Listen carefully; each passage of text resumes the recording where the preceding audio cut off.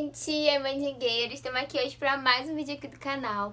Vocês já me pediram várias vezes esse vídeo desde quando eu comecei o canal, desde quando na verdade eu falei pra vocês sobre a minha condição sexual.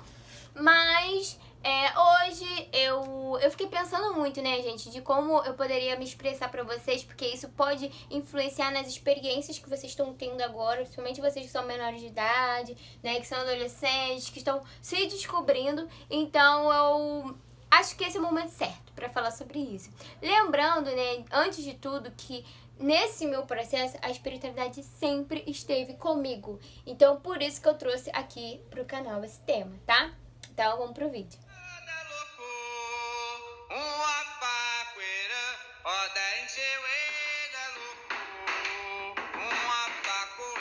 Bom, gente, pra começar, eu não vou contar pra vocês como é que foi o meu processo de me descobrir enquanto lésbica, porque senão a gente vai ficar aqui, ó, acho que uns 30 minutos só de vídeo. Só contando como eu me descobri, depois contando como eu contei pros meus pais, depois como que eu consegui superar tudo isso, né?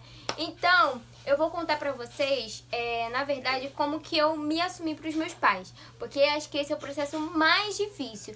A outra parte é mais curiosidade, né? Então, se vocês quiserem saber essa outra parte, vocês colocam aí nos comentários. Mas vamos lá pra essa parte mais difícil, que é o que eu gosto de trazer como experiência e reflexão para vocês que estão passando pela mesma coisa. Bom, quando eu resolvi me assumir, né, para a minha família, na verdade para os meus pais, porque o resto da minha família não importava muito não, né, os parentes. O que importava mesmo era minha mãe e meu pai, porque eles me sustentavam e eu morava com eles. Então eu buscava o quê? O respeito e de uma certa maneira a aceitação deles. Hoje em dia eu não preciso buscar a aceitação de mais ninguém, apenas respeito, né, mas quando eu morava com meus pais eu precisava que eles me aceitassem para poder me respeitar. O que aconteceu? Eu tava namorando, isso eu já tinha quase 18 anos ou 18 anos já. Eu já tinha 18 anos. Eu conheci uma menina, e aí a gente se conheceu na parada gay, inclusive. E depois de um tempo a gente ficando, tipo, um pouco tempo, né? Ela me pediu em namoro. Aí eu aceitei, só que quando eu cheguei em casa eu falei, como que eu vou namorar alguém? Se meus pais nem sabem, como eu vou namorar uma mulher? Se meus pais nem sabem que entendeu? Eu fiquei na minha cabeça, pô, eu sou uma pessoa... Na verdade, meus pais sempre foram muito liberais. Então, eu sempre saí, eles eram uma cabeça muito aberta. Meu pai conversava comigo abertamente. Eu já tinha ido pra vários bares lésbicos. Na verdade, na época, GLS. Agora é LGBTQIA+. Mas na época era mais GLS, né? Que era só gays, lésbicas e simpatizantes. E eu já tinha ido com meu pai em vários... E ele não ligava pra essas coisas, então pra mim, meu pai ia receber a notícia de boa. A minha mãe, como era da igreja, eu já achei que não.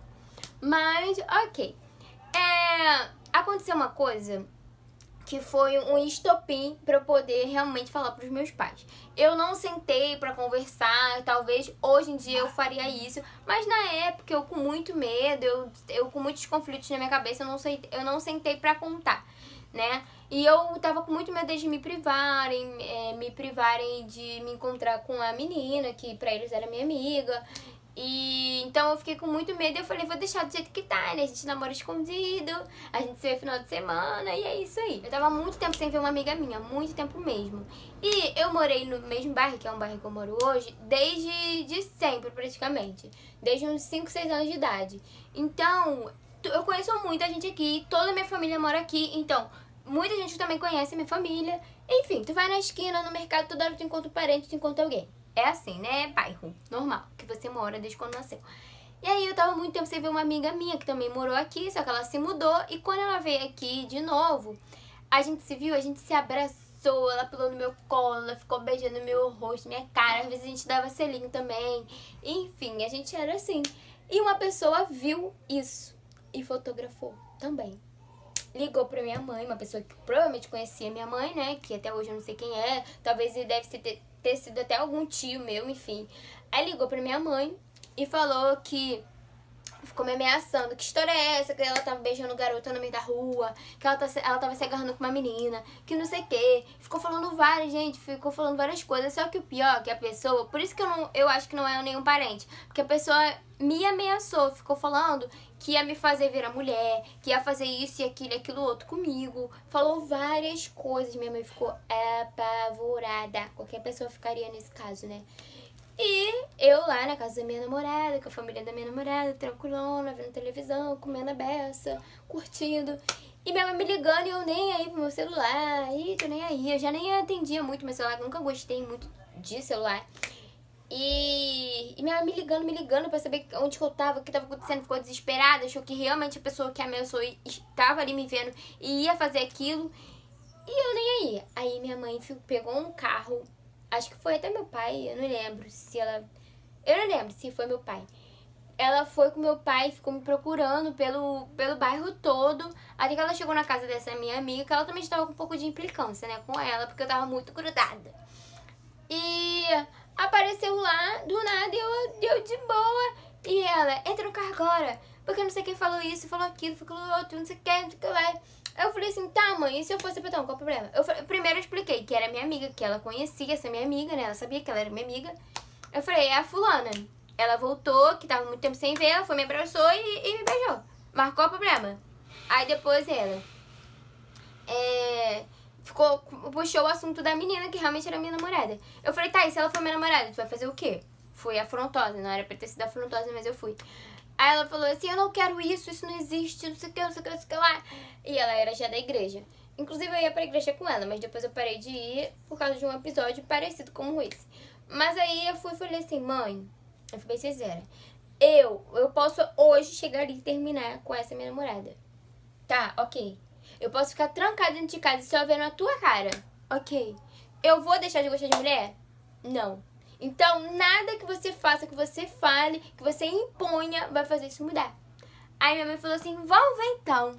Aí eu falei, então vamos ver. Porque eu era muito afrontosa. Não aconselho isso, aconselho diálogo, aconselho que as coisas não sejam dessa maneira. Mas, do jeito que aconteceu, eu fiquei com muita raiva, porque a pessoa, tipo, mexeu com a minha família. A pessoa falou pra minha mãe de mim, cara. Eu fiquei muito com raiva. Fui pra casa, o que eu fiz? Eu terminei com essa minha namorada, que o nosso relacionamento já estava desgastante por outras coisas, né, fatores.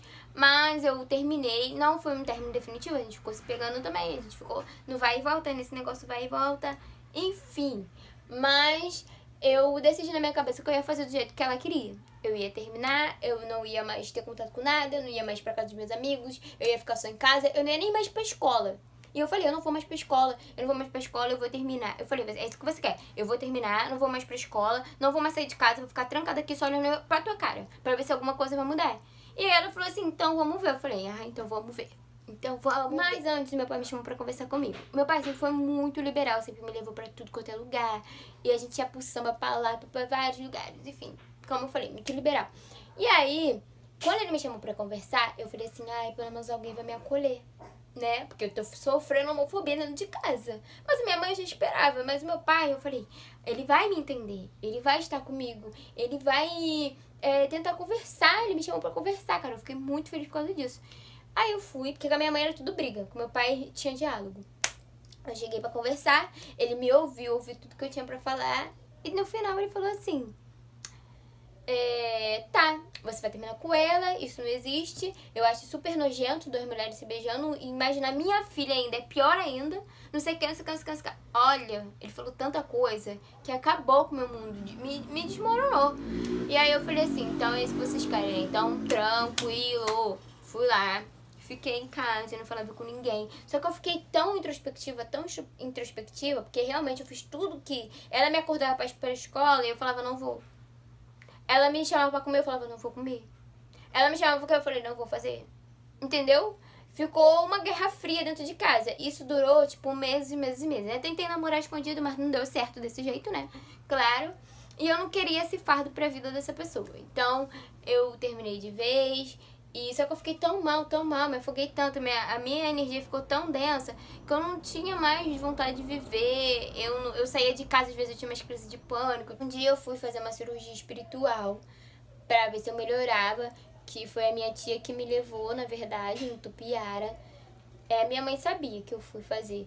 E ela não me recriminava. Tipo, eu tomava os remédios que tinha que tomar, né? Ela, o remédio, depois da cirurgia, você fica acho que um mês pra fazer o curativo, tudo espiritual, tá, gente? E ela não... Eu fazia de uma maneira camuflada, mas ela via, sabia o que era, porque meu irmão já fez uma cirurgia espiritual há muito tempo atrás, então ela sabia o que era. Mas ela não me recriminava porque eu estava naquele estágio, né? Então era a minha fé, ela não podia mexer com a minha fé também. Aí depois, embora, né, mexeu depois. Enfim, aí eu fiz e tal. E depois ela foi, me chamou uns pastores lá pra me rezar, não sei o quê. O Tupiara me ajudou nessas coisas de pânico, que eu tava sentindo umas dores malucas, uns negócios, mais vertigem. Então o Tupiara me ajudou nesse processo.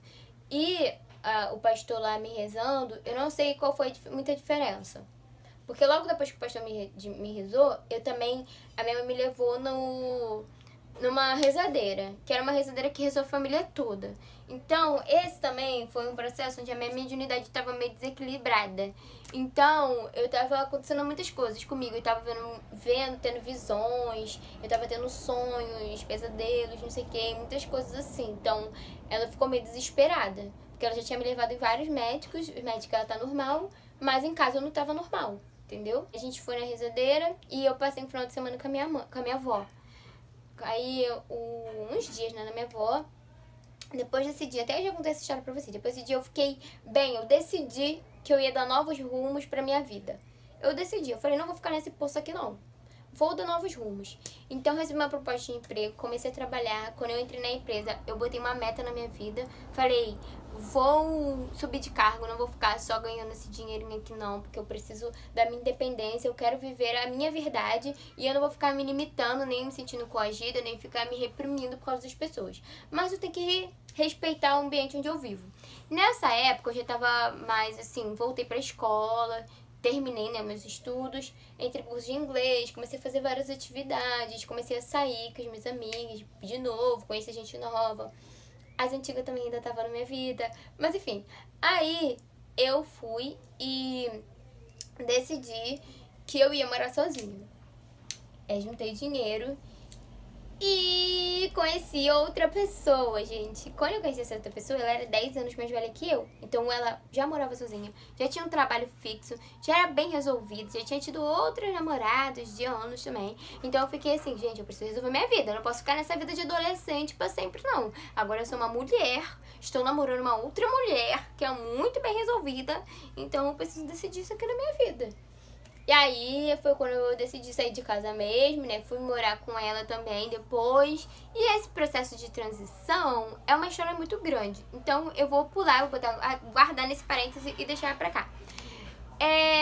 Hoje em dia, minha família me respeita, principalmente. Não sei se eles me aceitam. Aí é uma coisa deles com eles, me aceitar. Porque isso é uma coisa que só cabe a eles.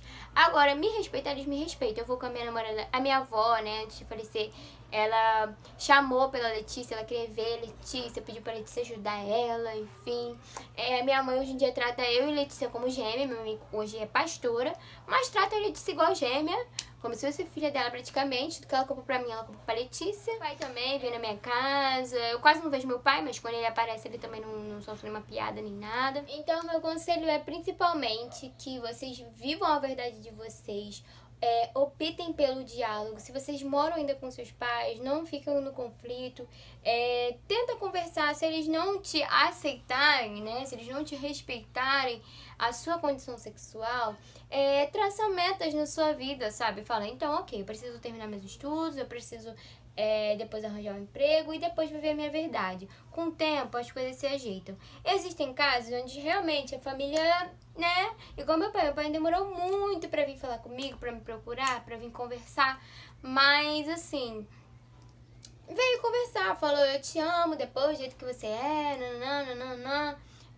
Você não mudou em nada, continua a mesma pessoa, porque você continua a mesma pessoa, gente. É só a diferença que você dorme com uma mulher e pronto, acabou, né?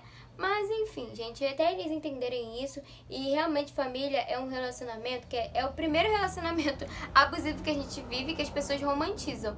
Mas isso é para outro vídeo e afins. Então a questão do vídeo de hoje dialoguem com seus pais, tenta impor um respeito. Se isso não acontecer, respeite pelo menos o convívio familiar. E depois vocês vão lá e vão viver a sua verdade. Porque espiritualmente falando, você também tem aquela pessoa, seu pai, sua mãe, tem coisas a cumprir karmicamente com você. E talvez isso também faça parte dos karmas que vocês têm que viver.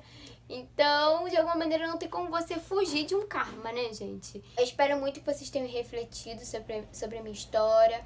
Hoje eu vivo a minha verdade, a minha independência. Hoje eu vivo o respeito socialmente falando. Vão ter pessoas que vão tentar me agredir com palavras, vão ter pessoas que vão tentar até me agredir fisicamente só por eu viver o amor.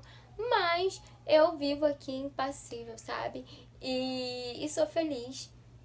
E não me arrependo de nada que eu fiz. Eu só queria ter tido um pouco mais de paciência quando tudo começou a acontecer e ter entendido mais sobre a importância de dialogar, tá? Mas é isso, gente. Espero que vocês tenham gostado. Um beijo e muito axé.